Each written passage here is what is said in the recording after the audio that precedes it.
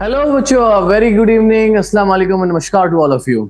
जैसा कि आप लोग जानते हैं, नीट का एग्जाम में सिर्फ 5 महीने रह गए हैं और हम लोगों ने सबने मिलकर नीट की तैयारी जोरों शोरों से पकड़ ली है। इसमें एक चीज इंपॉर्टेंट होती है कि जब हम बायो पढ़ रहे होते हैं या फिजिक्स पढ़ रहे होते हैं या केमिस्ट्री पढ़ रहे होते हैं, तो एक अंदाजा लेना जरूरी होता है कि किस चैप्टर को हमें कितनी इंपॉर्टेंस देना है, किस चैप्टर से क्या क्या सवाल आ रहे हैं। ठीक है, उसी को ध्यान में रखते हुए ये हमने बनाया है, जो कि हो सकता है आपको काफी हेल्प कर जाए कि किस चैप्टर से मोस्टली यूजुअली ज्यादा सवाल आते हैं। ठीक है, तो अब यहाँ पर आप देखेंगे कि बॉटनी को हमने पहले चूज करा है, देन हम जूलॉजी की बात करेंगे कि ये जो एवरेज लिया गया है, जो टोटल हमने निकाला है, that is based on 5 year analysis. ये 5 साल का एनालिसिस है और लास्ट में हम लोग बताएंगे कि इसका वेटेज क्या है। ठीक है, सबसे पहला जो चैप्टर हम बात करेंगे बॉटनी में, that is biodiversity in conservation. अपने आप में बहुत इंपॉर्टेंस रखने वाला चैप्टर है, ये बहुत ज्यादा इंपॉर्टेंट चैप्टर है। इससे लगभग लगभग 2 सवाल आ जाते हैं, जो कि अप्रोक्सीमेटली 4% को आपके टोटल पेपर को कवर करता है। देन दूसरा चैप्टर हमारा है anatomy of flowering plants. Anatomy of flowering plant से 3 सवाल आ सकते हैं, 3 सवाल ऑन एवरेज पूछे जाते हैं, जो कि 7% आपका कवर कर लेता है। Cell the unit of life, cell the unit of life जो है वो बेसिकली उसमें से 2 सवाल आते हैं, जो कि 5% को कवर करेगा। रेस्पिरेशन इन प्लांट्स को अगर आप बात करेंगे, रेस्पिरेशन प्लांट्स को बहुत अच्छे से पढ़ना चाहिए बच्चों। रेस्पिरेशन इन प्लांट्स है, फोटोसिंथेसिस इन प्लांट्स है, ये जो चैप्टर है इनको अच्छे से पढ़ना चाहिए। हालांकि इसमें 2 सवाल आते हैं और जो कि 4% को आपके कवर करते हैं। माइक्रोब्स इन ह्यूमन वेलफेयर, जो बच्चों को माइक्रोबायोलॉजी में बेसिकली दिक्कत हो सकती है माइक्रोब्स के नाम याद करने में, मगर चैप्टर आसान है ये। ओवरऑल ये इजी चैप्टर में काउंट करता हूं मैं इसको, तो इससे आपके ऑन एन एवरेज 2 सवाल पूछे जाते हैं, जो कि अगेन 4% को कवर करेगा। Cell cycle and cell division कोई ज्यादा मुश्किल चैप्टर नहीं है। थोड़ा सा कॉम्प्लेक्सिटी आपको मियोसिस में आती है, वो भी मियोसिस फर्स्ट के प्रोफेज में। उसके अलावा ये सेल डिवीजन पूरा चैप्टर आपका आसान है और इससे अच्छे खासे सवाल आ जाते हैं। 4 सवाल ऑन एन एवरेज पूछे जाते हैं, जो कि अच्छा वेटेज लेके जा रहा है यहाँ पर। 9% जो है बेसिकली ये वेटेज लेके चला गया। अब आते हैं उस चैप्टर क्लास 12 के चैप्टर की तरफ। क्लास 12 का चैप्टर है जिसका नाम है बेटा molecular basis of inheritance, principle of inheritance and variation. अगर इन दोनों को मिला के दे, ये दोनों जेनेटिक्स में आते हैं। ये दोनों किस में आते हैं बच्चों? जेनेटिक्स में। जेनेटिक्स समझ लीजिए आपके नीट के लिए एक बहुत इंपॉर्टेंट चैप्टर में से एक है। मॉलिक्यूलर बेसिस ऑफ इनहेरिटेंस और principle of inheritance and variation, दोनों को मिला के अगर टोटल देखा जाएगा तो 11 क्वेश्चन आ रहे हैं। मॉलिक्यूलर से आ रहे हैं 6 और आपके प्रिंसिपल ऑफ इनहेरिटेंस से आ रहे हैं बच्चों 5। तो 6 का मतलब क्या, 14 और इधर 10, यानी कि टोटल हो गया बच्चों 24%। कितना ज्यादा ये कवर कर रहा है बॉटनी के। सिर्फ बॉटनी की बात कर रहा हूं, ओवरऑल पेपर की मत समझिएगा। बॉटनी में अगर देखा जाए तो 24% सवाल आपके कहां से आ गए? आपके मॉलिक्यूलर और प्रिंसिपल। तो यानी कि हमें मॉलिक्यूलर और प्रिंसिपल को बहुत अच्छे से पढ़ना चाहिए, खास करके जो आपके न्यूमेरिकल्स टाइप के क्वेश्चंस हैं उनको फोकस करके चलना चाहिए। किस तरीके से होगा? Sexual reproduction in flowering plant important unit है, यूनिट जो पहली है क्लास 12 की।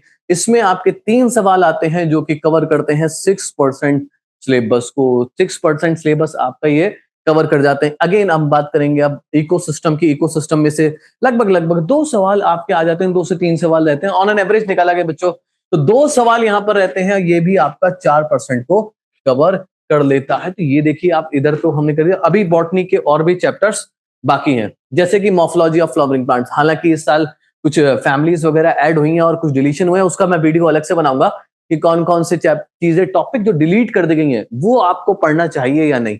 ये जरूरी है बच्चों के लिए समझना।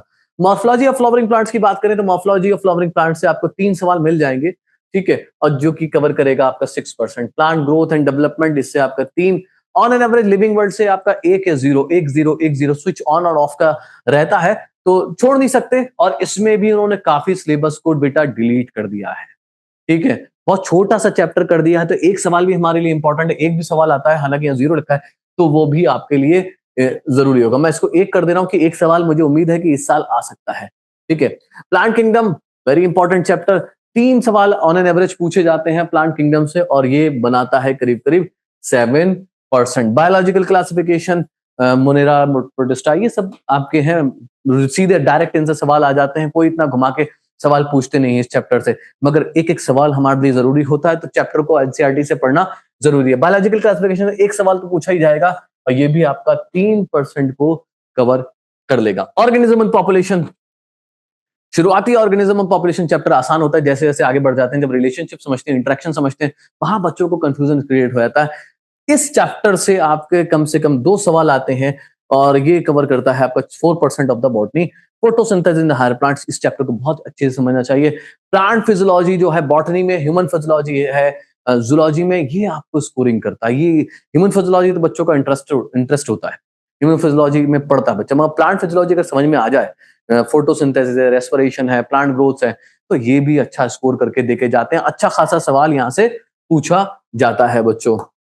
ठीक है, अगर जूलॉजी की बात करें बेटा हम, ठीक है, जूलॉजी की बात करें तो फ्रॉग भी इंक्लूड कर दिया गया है। तो स्ट्रक्चरल ऑर्गेनाइजेशन इन एनिमल से आपका 4 सवाल पूछे जा रहे हैं। ठीक है, तो ये 8% करीब कवर कर रहा है वेटेज को। लोकोमोशन मूवमेंट से 3 सवाल पूछे जाते हैं, ये आपका 6% का करीब कवर करता है। बॉडी फ्लूइड से 2 करे जाते हैं, ये 5% को, ये 5% को आपको कवर कर लेता है, body fluids and circulation.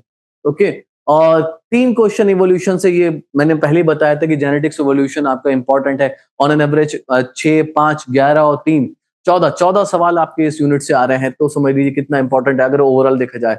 Biomolecule, इसको हल्के में मत लीजिएगा, बायोमोलिक्यूल बहुत ही वेरी वेरी इंपॉर्टेंट चैप्टर है बेटा। इससे ऑन एन एवरेज 5 सवाल आते हैं और ये अच्छा खासा वेटेज को कवर करता है बेटे। Human reproduction interesting subject chapter है और इससे 3 सवाल ऑन एन एवरेज पूछे जाते हैं और 6% को कवर करता है। अगर आप इधर देखेंगे breathing exchange of gases को 2 सवाल 4%, 2 सवाल 4%, रिप्रोडक्टिव हेल्थ 4 सवाल 8%, बायोटेक फिर से आ गया। 12 क्लास में कुछ चैप्टर ऐसे हैं जिनसे बहुत सवाल आते हैं, मॉलिक्यूलर हो गया, प्रिंसिपल ऑफ इनहेरिटेंस हो गया, बायोटेक हो गया। तो इन चैप्टर को घोल के पीना होगा अगर आपको इनमें से कुछ हासिल करना है, बढ़िया तरीके से नंबर निकालना है, तो 6 सवाल लेके जा रहा है बायोटेक, प्रिंसिपल एंड प्रोसेस, और ये 12% को कवर कर रहा है। ठीक है, सिमिलरली अगर मैं बायोटेक एंड इट्स एप्लीकेशन देखूं तो 4 सवाल इसमें से ऑन एन एवरेज आ रहे हैं, 4 सवाल आपके आते हैं, तो 4 सवाल मतलब 7%, यानी कि 6 और 4 10 सवाल आपके किससे आ गए, बायोटेक से। 14 सवाल किससे आ गए आपके, जेनेटिक्स एंड एवोल्यूशन से। तो बहुत सारे सवाल आपके यहाँ पर क्लास 12 की जूलॉजी से आ जाते हैं, बॉटनी से आ जाते हैं। ह्यूमन हेल्थ एंड डिजीज से आपके 3 आते हैं ऑन एन एवरेज क्वेश्चन, 6% को कवर करेगा। Animal kingdom that is also very important. ठीक है, अप्रोक्सीमेटली 7 सवाल, मतलब ऑन एन एवरेज 7 सवाल आ जाते हैं, जो कि 13% को कंट्रोल कवर करता है। न्यूरल से आपका 1 आता है, केमिकल कोऑर्डिनेशन से आपका 2 सवाल आते हैं, 2% और 4% को ये कवर करता है।